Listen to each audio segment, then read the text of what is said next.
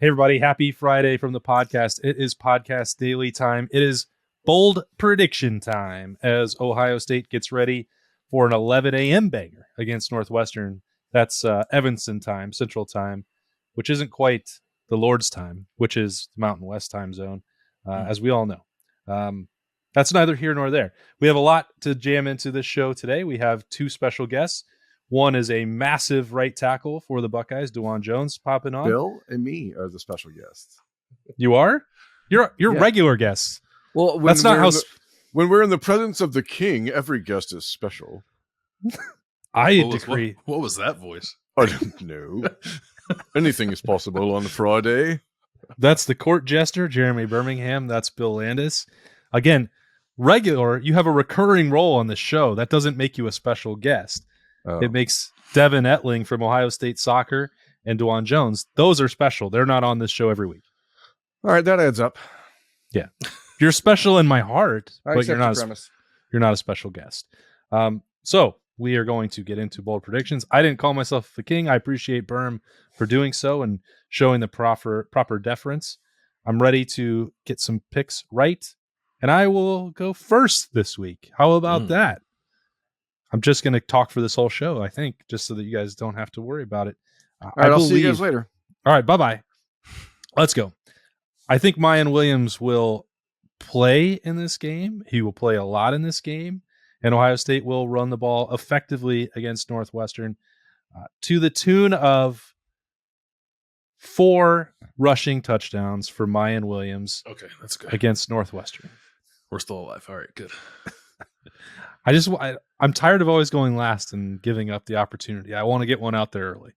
Yeah, I get that. I think we're all kind of on the same page with this game, so I think it's good to get yours out early if you want to. Or we can go second. Okay. Do you guys know Northwestern averages 3 yards a carry as a team? That seems bad. It's not good. Saturday, they're going to average less than that by half. 1.5 yards a carry for Northwestern on Saturday. I think they're going to run the ball a lot, and I think it's going to be a waste of everyone's time. And I think that they will finish with less than 1.5 yards or less per carry as a team. I like that. I like that a lot. I also think that that's true. I was going to predict that Tommy Eichenberg was going to have 20 tackles in this game, but I don't think he's going to be on the field long enough for that to happen. But I think it's the kind of game where if he actually played 4 quarters, that would happen because Northwestern's going to run it a lot for no reason. My first bowl prediction is in line with Austin's. The reason I threw my head back in disdain when you said 4 is because I thought you were going to start talking total yardage, not touchdowns. Okay. Ohio State has not rushed for 400 yards in a game since 2016. There were 399 against Northwestern in the Big Ten Championship in 2020. They go for 401. It should have been $1 billion in that game. It should have been like 900. Yeah. They're going to run for 401 in this game. Northwestern's rush defense is 13th in the Big Ten. There are only 14 teams in the Big Ten, so they're bad. They've allowed 200 yards to Duke, to Miami, Ohio, and to Maryland. And Ohio State is very much better than all 3 of those teams. Plus, I think Ryan Day wants to make a point, and the weather is an impact as well. I think they run it a whole lot. 401 rushing yards. I do want to drill down, but I have a second bowl prediction related to that, so I'll wait to drill down. I think that they gave up 12 splash plays to Iowa. So 12 plays of more than 10 yards to Iowa a week ago. A splash play for Iowa was like 4 yards. So. Yeah, right. So they have different standards. So by that definition, it was like 35 splash plays. Yeah, they emptied the pool. It's shocking how bad they are, especially because, we have seen Northwestern over the last few years be decent at times and good at other times. And Pat Fitzgerald is obviously a proud, Northwestern alum and a former linebacker. And, we talked, I don't know that we manifested it happening earlier this year, but we talked about Paul Chryst and Paul Chryst in Wisconsin, and how you just wonder when do people say, okay, this is enough of this? Is Northwestern ever going to get to that point, or are they just a program that is like this? We cannot get better than this guy, and he represents the fans and the school great, and so we're never going to be Ohio State, Michigan, Penn State, etc. And so they just don't think that they can improve?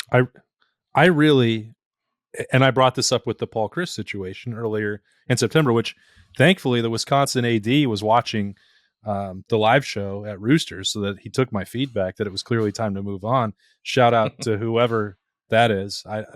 Good job. You're better than Gary Barta. I hate the argument. Who can we get that's better? Michigan used that for a while with Jim Harbaugh. We've heard that a lot with Pat Fitzgerald, especially. Wisconsin would use that for Paul Chryst, even though ostensibly they had somebody else that they were a lot more excited about already on their staff. I've never understood why you would settle for that. Even if you make the move and it doesn't go the way you want, like, you can still try again. And I don't think you should settle for the fact that, yes, Northwestern is not going to ever be Ohio State, but can they not do better than contending once every 4 years? If they go 1-11 this year, what sign is there that actually in 2 years their team will be much better for Pat Fitzgerald? I think there is always a period, even if you're winning at a very high level, of diminishing returns. This was my case that I laid out for Wisconsin, and I feel strongly about it everywhere. I will feel the same way at Ohio State. Once Urban Meyer got past the 7-8 years that I think are about the shelf life for someone in one particular place, I think the same could very well be true for Ryan Day. At that point, things tend to become stagnant. You surround yourself with the same people. Remember, the last time we went to Evanston for an Ohio State game was right on the heels of Pat Fitzgerald standing up in his weekly press conference and saying, well, fans don't like my offense. You can send suggestions to me at #IDon'tCare, because he didn't want to change his offensive coordinator. He wants to surround himself with people and comfort, and that's great. He makes a lot of money. He loves living there. He's at his alma mater. Cool. I think both of them would be better off taking new challenges. If Pat Fitzgerald, I said this to you a couple years ago, Berm, I'm not sure that you agreed with me. Maybe you do now. I don't know. Like, he should try to go to the NFL. And if it doesn't work, Northwestern would probably take him back if the next coach fails. Rutgers took Shiano back. I think that there's just something different in their situation than others because of their academic standards. This is a roster that is as bad as we've seen in Northwestern in Pat Fitzgerald's tenure. It's not a program where you can just plug and play a ton of transfers and completely overhaul things, because their academic standards are so much different than the rest of the league and most of the programs around the country. I just think that they're in such a weird spot. I really don't know if I think that they should move on from him or not, but it's clear that like things are stagnating at Northwestern right now. That's all the Northwestern talk we need on this show. Unless I don't Bill know. has a thought. I wonder what Bill thinks. Yeah, I mean, I agree with both you guys that if I were them, I would not want the every 4 years were good. The other 3 years were absolutely objectively terrible. Maybe that's the most Northwestern can hope for. I think that the ceiling is probably a little higher than that, or it can be more consistently like a 7-8 win team instead of 10 wins 1 year and then 3 wins and then 1 win and then 3 wins and then 9 wins. That would frustrate me. I mean, they're in the 16th year? And they lost to Miami of Ohio and Southern Illinois this year. They should not be, and they were given their only win by Scott Frost. Like, you cannot be losing to FCS teams in the Big Ten. Like, once in a decade that can happen, those massive upsets, but like Northwestern finds itself playing competitive games against teams like that all the time during their down periods. I know it's harder to recruit there. I know the academic standards make it much tougher, but like you're telling me you cannot recruit at any higher level than that? Like, Pat Fitzgerald has been doing this so long. I think that's probably more than anywhere else, including the offensive regression to the Stone Age, that they're probably not changing and upgrading to compete at the level that they need to, because you could take one look at their roster and tell that that's true. Anyway, I think it's dumb. And I'm not saying he should be fired. I think they would be better off both recognizing that a fresh start could do them well. Like shake hands and just part ways amicably, be like, hey, we tried our best. We played in the Big Ten championship game a few times. We did it. Yeah. He's accomplished a lot. Like, that was my biggest question a few years ago. is Pat Fitzgerald content to do this forever? Does he not want any other challenge? Only he can answer that part of it. But if he wants to keep doing this forever, he's never going to roll that rock to the top of the hill in the Big Ten. It's just not going to happen. I think what I'm hearing is Cincinnati Bengals head coach Pat Fitzgerald. Hey, I'd watch. Can't be worse. Can't be worse than their current head coach. Maybe I wouldn't watch. I don't think I'd watch. I don't.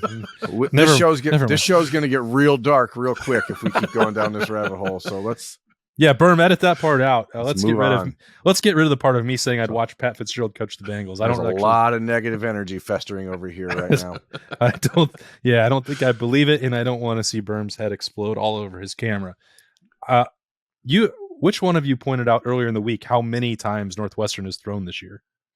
C'est moi. That I was never going to look at those numbers and those stats and like project that Northwestern might try to throw on Ohio State's secondary. That seems outrageous, but at least they're trying. And then they get behind in games and they have no choice. I don't think they're going to try to run out the clock and bang their head into a wall against Ohio State's elite rush defense. So they're going to have to take shots, and I think that they're going to find another lack of success there. And Denzel Burke will intercept 2 passes and take 1 back for a touchdown.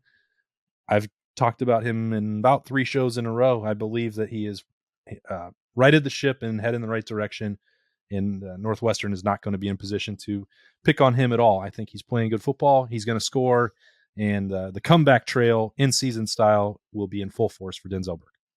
Yeah, what's weird though? Like they're throwing the ball a ton. Ryan Helinski, before he got benched 2 weeks ago, was averaging 41 attempts a game, and obviously they're losing a lot, so they're throwing the ball a ton.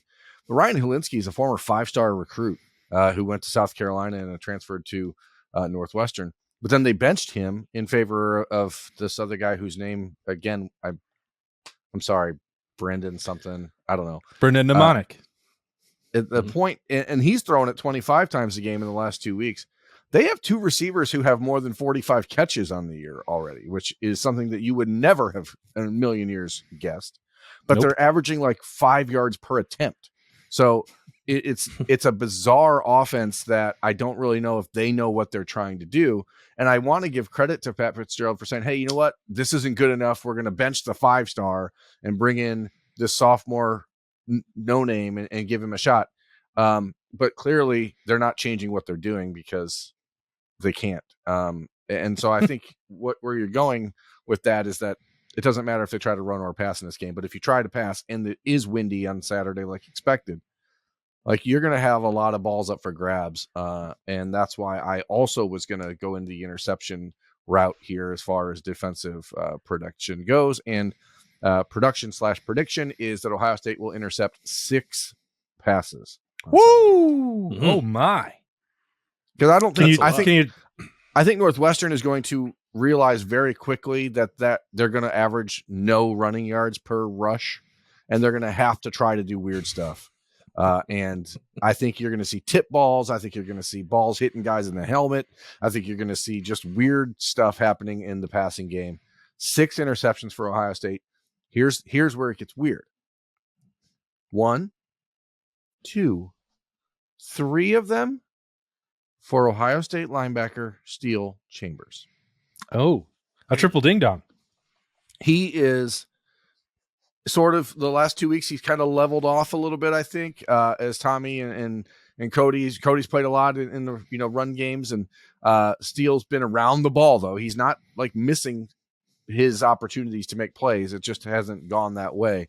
I think you're going to see that 5-yard passing attempt thing going on, which means a lot of little curls to the running backs, a lot of little quick slants. I think that's where you're going to see Steele Chambers collect 3 interceptions for Ohio State on Saturday. 6 total for the team. Where are the other 3 coming from? The other 3 are coming from Ronnie Hickman, Teron Vincent, whoa, and Cameron Brown. So defensive tackle on a guy who might not play. Yep. Because I think the ball's going to bounce off people's heads, man. I'm telling you. There's going to be a pass that like hits a running back in the back of the head or something, and it's going to pop up in the air, and Teron Vincent's going to be there for it. I like it. That's pretty good. I'm gonna make you. I'm gonna forge you a crown. They don't have to get to 6, but if Teron Vincent gets a pick in this game, I will order you a crown so that you can wear it next week. I accept. Humbly. All right. Here is part 2 of my previous rushing total yardage prediction. We'll call it, this is the drill down portion. So of the 401 rushing yards, Mayan Williams will have 133. Trevion Henderson will have 111. Dallin Hayden will have 54. Mitch Rossi will have 16. But the real prediction here is that Chip Trainum will have 87 yards and a rushing touchdown against Northwestern. Did I catch 16 for Mitch Rossi in there? You sure did. Yeah. Ooh, I love it. That is how many spicy. carries is Mitch Rossi going to have in this game? I want to know if that's a 116-yard burst or if he's plugging away for 4-4-yard carries to keep the drives moving. What are we getting out of Mitch? I think that's like two 8-yard. We forgot the fullback exists runs for Mitch Rossi, like he got at the end of the Penn State game, where they kind of faked like a lead run for him, and then he did counter back the other way and just ran right up the gut for, I think it was like 11 yards. I think you get 2 of those that equals 16 for Mitch. I think they should let him play running back in this game. Why not?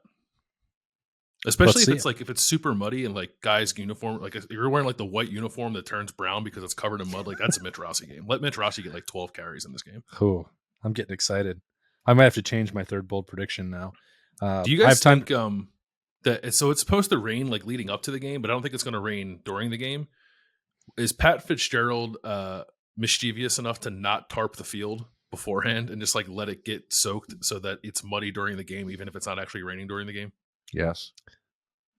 But like, that's only going to make his offense worse.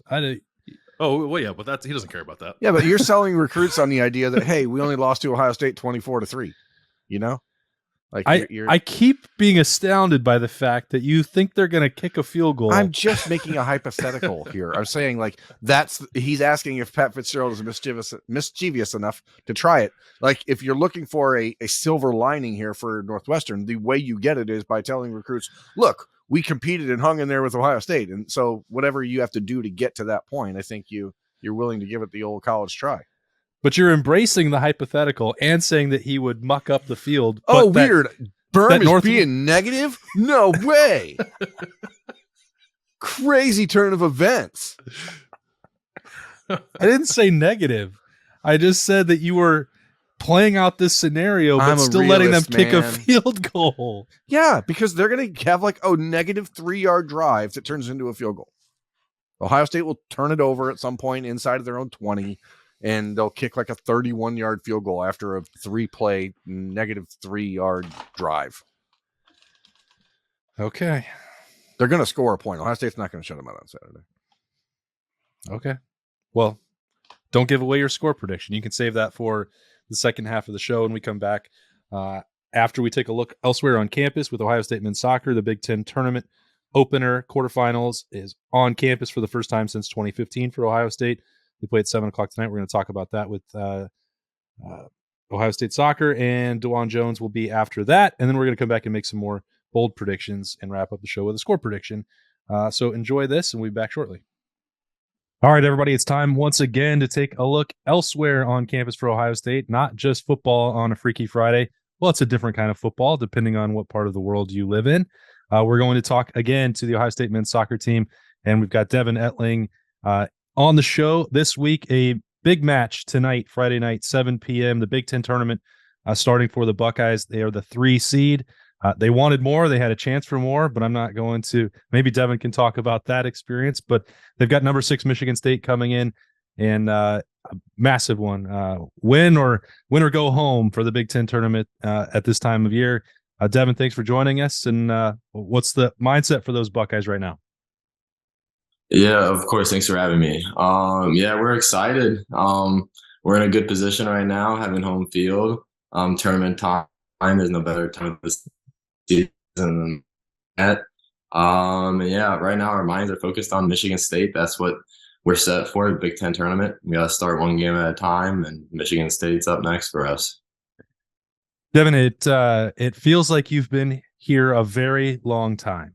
What's for people who aren't familiar, what has your journey with the Buckeyes been like? I know there's been a lot of highs, a lot of lows, and as I said, it's been a lengthy one.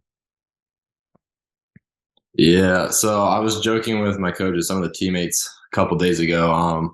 It was about we're approaching a decade since I committed here, so it's been a long time since I've been coming to Ohio State. When you look at it like that, Yeah. Yeah, I obviously came here expecting one coaching staff, and I had the year with them, and then we just flipped everything around and brought in the new staff. So that was obviously an event, like learning this new system from what I had planned on having when I got to college.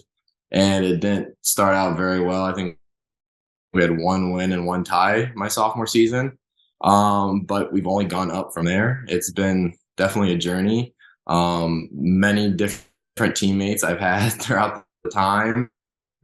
But it finally came all to fruition and having a good season my last year here, 6th year. So I couldn't ask for any better story that I've had through college.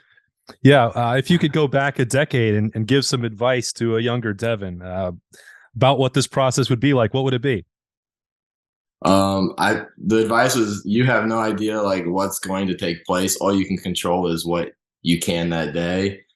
Take every single day, every single game, practice, just do 100% that you can every single day because you don't know what's going to happen in the future. I had no clue what was going to end up happening. I had an idea of what I thought, but obviously it was different than what I was anticipating. So just attack every single day that you have. It seems like you're definitely doing that right now. A couple goals to close out the regular season, 3 on the year. I don't know. Do you feel like you're playing some of your best soccer at the right time? Is it maybe because you finally see the light at the end of the tunnel here for your career at Ohio State? I don't know if you've just tried to take it to another level or what's going on, but it seems like you're at least heading in the right direction yourself, heading into the postseason. Yeah, so this is it for me, and I think it happens every probably senior when they come down to the end of their career in college. And for me, it's I don't know, well, obviously I won't be getting that opportunity ever again to play for a Big Ten title. So I just wanted to do everything I could, leave everything I had on the field. And that way I'm not looking back 20 years from now, wishing I could have done more for the team. So I think that's one thing that has just come to me recently is it's this is it. So might as well get everything you have. And that's what did hopefully in Wisconsin. That's what I'm going to continue to do for the rest of the season that we have. You all have kind of turned Jesse Owens Memorial Stadium into a fortress this year, I believe, still unbeaten this season. And as you said, that really wasn't the case earlier in your career. How has that atmosphere changed from start to finish? And what is it like for anybody who hasn't yet been to a game this year and seen the Blocko and the noise and some of the celebrations? Describe the atmosphere, what it would be like now for an elimination game for you all at home at a place where you've been, as I said, very successful this year. Yeah, so like you said, if somebody hasn't been there, I think they should come and check it out because who knows if we'll have another opportunity later in the season. So, but it has changed a little bit this year. I think that a couple years ago, I don't know if we won a game at home. And now we're turning around to being unbeaten at home. So that's a big change. And I give some credit to the Blocko. They've been behind the goal celebrating. I hear them. They're always rooting for us and giving us a little bit more energy. And it's always fun to try to go for a goal when you know that they're waiting to celebrate with you. So it definitely has helped us a lot, just the energy wise. And it gives us a little extra motivation to try to score for them so we can celebrate. So I was trying to check through the bio to see what other interests you might have outside of soccer, and it made reference to Cleveland sports. I don't know how much attention you're paying to that. You've got a huge game tomorrow night. I don't know, the 6-1 Cavs. I mean, that's got to feel pretty good for you. Yeah, so funny enough, I was just watching them last night against the Celtics. 2-0 against the Celtics in overtime games this year. But yeah, I love Cleveland sports. I grew up an hour south of Cleveland, so that's how I've always just known them. I played soccer in Cleveland. It wasn't until college when I came pretty much down to Columbus.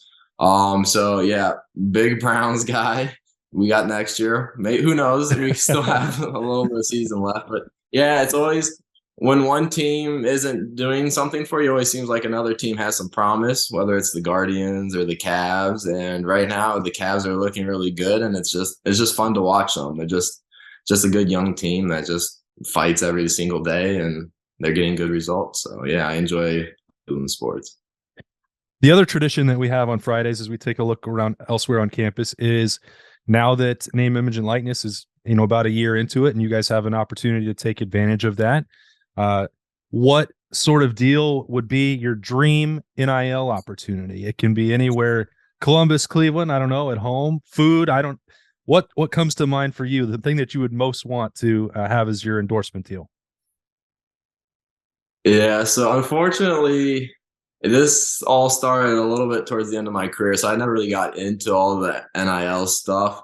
But since I think my sophomore year, we were playing in the spring and we won the Crew Spring League. And that spring, I had drank a V8 Energy before every single game, and I had, I think, 3 goals in 5 games, and I was really feeling myself. So that started my little tradition of drinking a V8 Energy. So I sent an email to them, and I was giving a little story, just a long shot to see. I never heard back. But yeah, I think my dream sponsorship would be V8. I would wear like shirts, everything. I'd post everything on social media because it's just something that I have had a part of my just playing career the last few years here. So V8 Energy would be it for me. V8 Energy. All right. Well, we both have to tag them in that tomorrow. You're obviously throwing that pitch out there. You use it. That's the most important part. So now they know. Emails that can fall through, but social media accounts will get their attention on Friday. I guess now I need to know some advice. My ginger beard is not coming in as fully and as lusciously as yours, so maybe I need some tips on how to make that look as beautiful as yours. It's a wonderful beard. Yeah. Thank you. I appreciate it. I've been able to grow a beard since I think I was in 6th grade, and it hasn't always looked as good as this. It used to just be a little neck beard, almost looking a little Amish. But it's finally, I'm able to get in here a little bit. I mean, a little beard oil every once in a while, just try to clean it up to get it to go down. But yeah, I've been fortunate. I know some guys on the team, they wish they could grow one singular hair on their face. So I've been blessed in 6th grade pretty much to be able to have a full beard. All right. Well, Devin Etling and that wonderful, glorious beard will be in action Friday night tonight, 7 p.m. It is tournament action, Ohio State, Michigan State at Jesse Owens Memorial Stadium. We appreciate Devin so much for hanging out with us, and good luck in the postseason, my friend. Yeah, thank you very much for having me. All right, everybody, taking a break from bold predictions on a Freaky Friday, and as we have for the last several weeks, we coerced, strong-armed an Ohio State Buckeye to come join us and talk and lighten it up a little bit. We have Dawand Jones. You could probably tell because he's the tallest person that we've ever had to interview on Freaky Friday. Really coming on very well, decided to come back for another year with the Buckeyes, playing at a high level at right tackle. Dawand, thanks for your time. No problem. Okay, so we talked in training camp, and you were trying to make plans. I'm not trying to rip a Band-Aid off, but you lost your turtle in August. Definitely sad day. You know what I mean?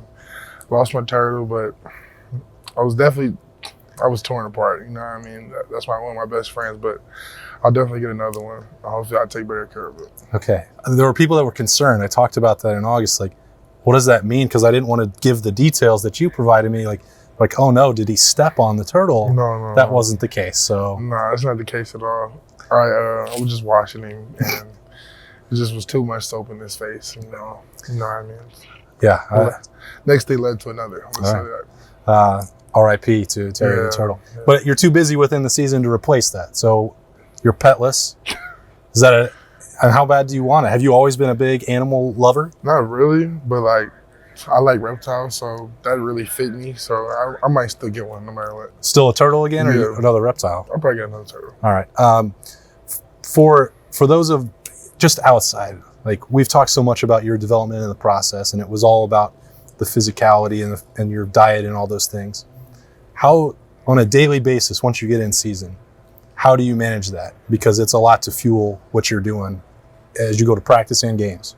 It gets tiring, but I have to just manage it and just think about the big picture. Is what I'm gonna have to do next year. It's going to have to be my habits, what I have to do, and so I'm gonna have to step on the scale next year. And it's gonna be a fine. It's not gonna be more so Coach May gonna tell you what to do, but it's gonna be worth something next year. So I'm in the mindset of getting prepared for next year, but also like getting myself ready and still mentally prepared for the rest of this year.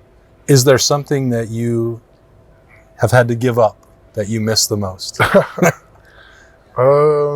don't eat a lot of fried food, but like I love French fries, so I've been easing down on the French fries. Okay. Who's got the best French fries? I would just say like the fry, like crinkle fries. Okay. Like Wildcats would probably have to be, or at least one of those two. Oh, yeah, just get a couple bags of those fries and I don't mean to tempt you. Sorry. No. But I can do that. I don't have to get on the scales this week. But that process as you've gotten better at dealing with it, I'm sure it's not fun. And you talked about why you're doing it and the mentality that you have to change. How quickly did you come to terms with that? That was going to take that effort and it was going to require sacrifice.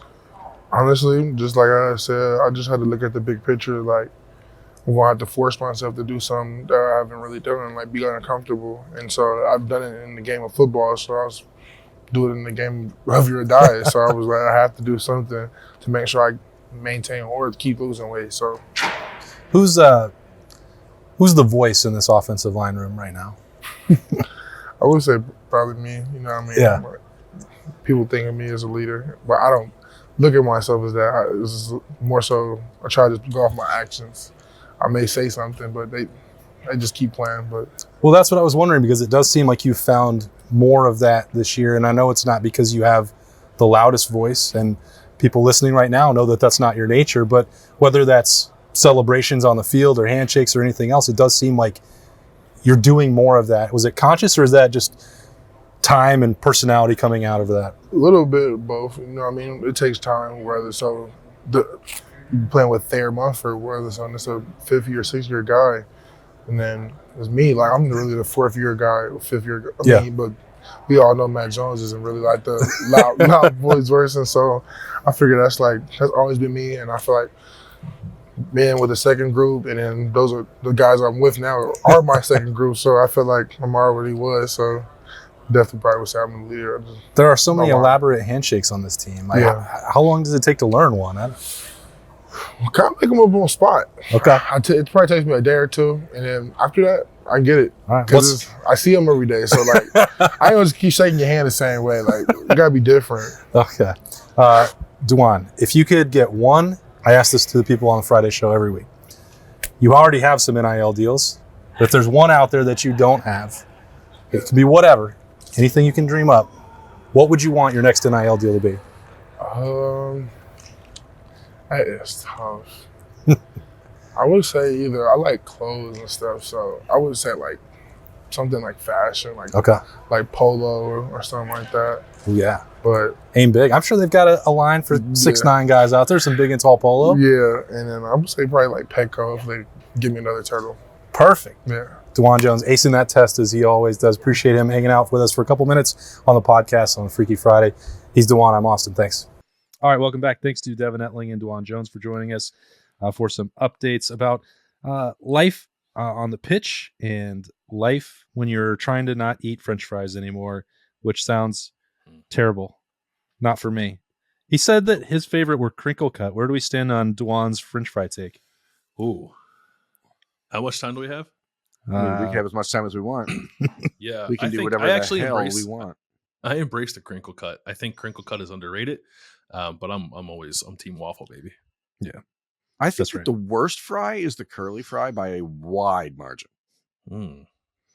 Wow. See, even if it's seasoned. I mean, the only way you make it potentially edible is by having a good seasoning on it. But my issue with the curly is that at times, because there's so much surface area and it's not always equally fried, that there are times when you get like a cold curly, or some of them are over crunchy, some of them are soggy. I just don't think that you get a reliable fry when you're dealing with the curly. Yeah. Sounds like you've never had a steak fry before.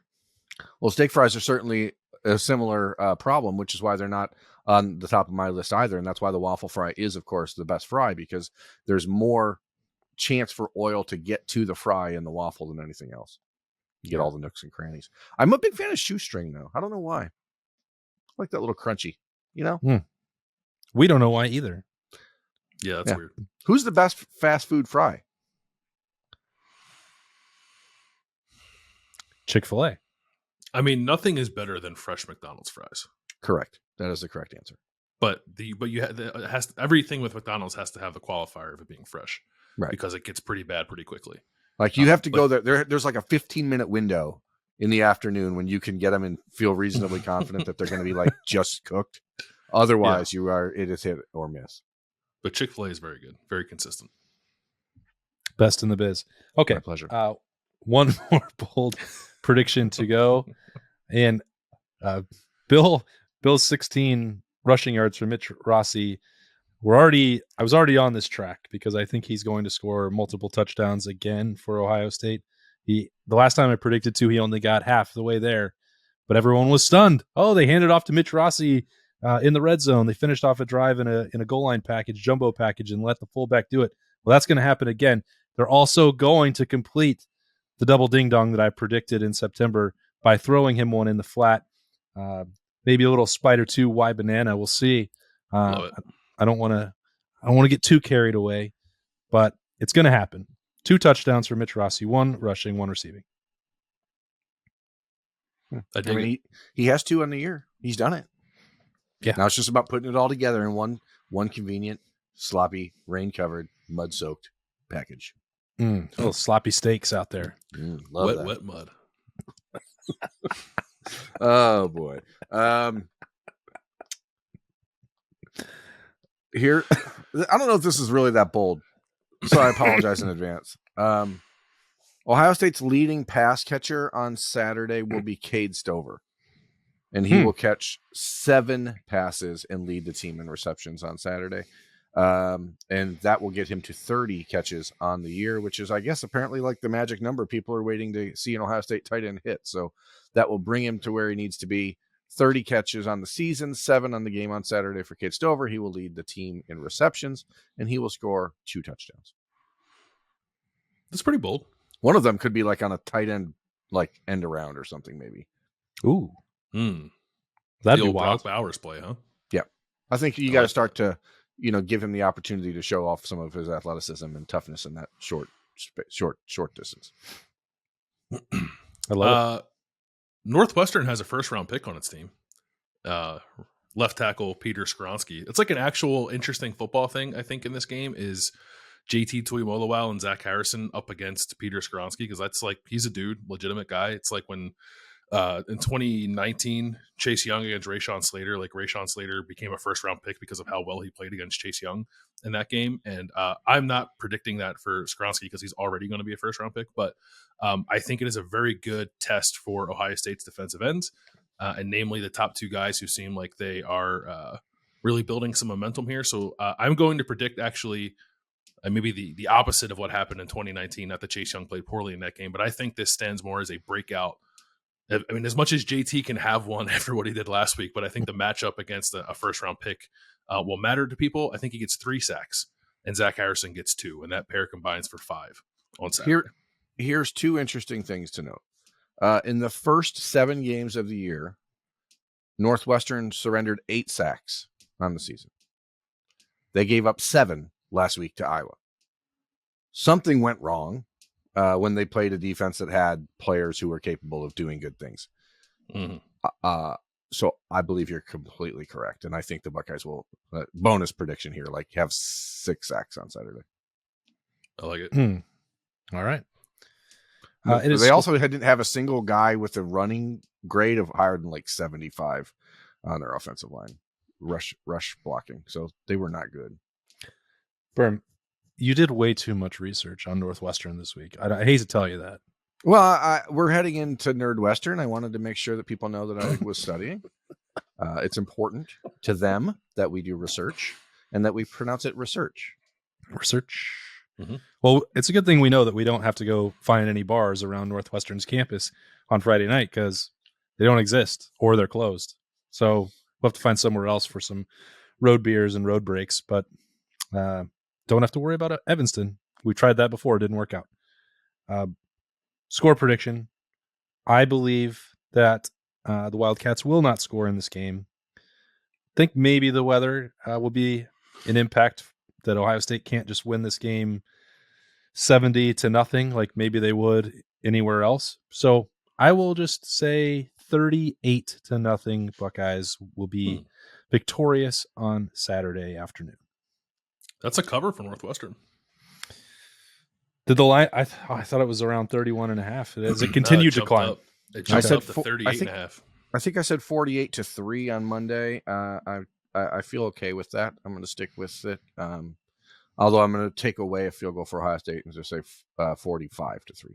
So that's what I think. I am going 56-8 because Pat Fitzgerald is absolutely going to go for 2 when Northwestern scores down 49-0 in the third quarter.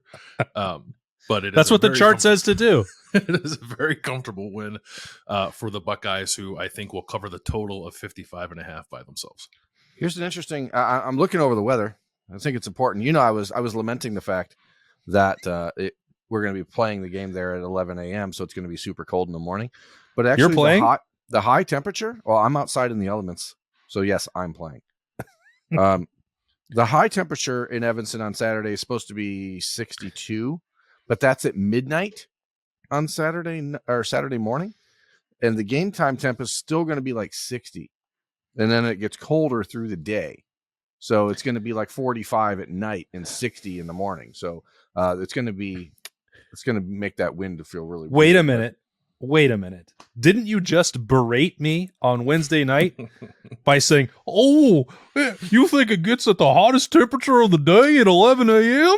Hey, it's abnormal. Okay, that's why it's worth even discussing. I said no. That's why that's the way it always is. When I go to the beach at Lake Michigan, it's super hot in the morning, and then it gets worse throughout the day. The majority of the rain will be in the 8 o'clock in the morning range. So we'll see how it goes. I think that the wind is going to be the bigger issue than the wetness. But hey, I wonder if Ohio State's done any sort of preparation for that. Have they? Do you think that they have looked ahead and said, "Let's wet our balls" or anything like that? Just wondering. Footballs. Have they wet their footballs? Sure. Yeah. I bet there'll be some places that you can read about it. Some extensively reported details. We should do prop bets. Let's make prop bets. Will CJ Stroud wear a glove on his throwing hand? No. Agree. Okay. Now you guys do one. Will Travion Henderson have 75 rushing yards? Bill already said over, so this is for you, Berm. Over. Okay. I think he's going to be under. Under? Yep. A dozen tackles for Tommy Eichenberg, over under. Under. Because Northwestern, I don't think they're going to get past the defensive line. Over under 6.5 3-and-outs for Northwestern. Over. That's a lot of 3-and-outs. That's a lot of 3-and-outs. All right, we could do this all day. Okay, over under scoring drives for Ohio State. Iowa had 7 scoring drives against Northwestern in 8 possessions. So let's say 7 scoring drives, over or under. I said it would be 38-0, so I guess I'll have to be under that. I'm over. I said they'd have 56. Yeah, I said 45, so I guess I'm saying over. But it is great prop bet after we already gave up our score. Well, I'm just saying it's a weird dynamic that Iowa had 7 scoring drives and scored 33 points. Like you have 7 scoring drives and you average less. I know. Just think about the oddity of that. They had 7 scoring drives and averaged less than 5 points in those scoring drives. Yeah, we just watched Iowa play 2 weeks ago. It's like every week they do something where you're like, huh? I mean, they won a game this year 7-5 and didn't score a touchdown. Like, that is the bizarreness and the oddity of the Big Ten West is just fantastic. This is on you, Gary Barta. You created this.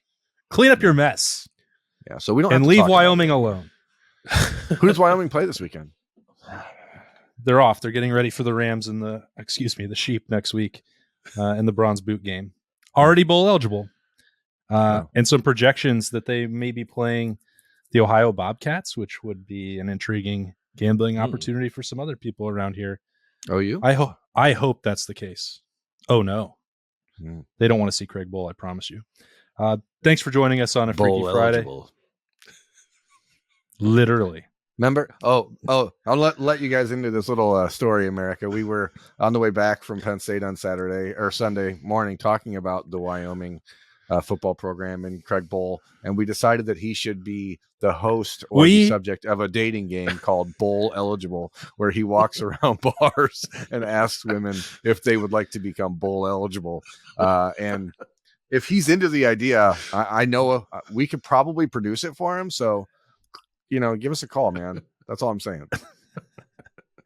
Don't say that we agreed that that's what he should do. This was Austin Ward's idea, It was. just to be clear. Huh. Yeah. I thought the show was over, and I wish that it had been. Unfortunately, it wasn't. This has been Freaky Friday.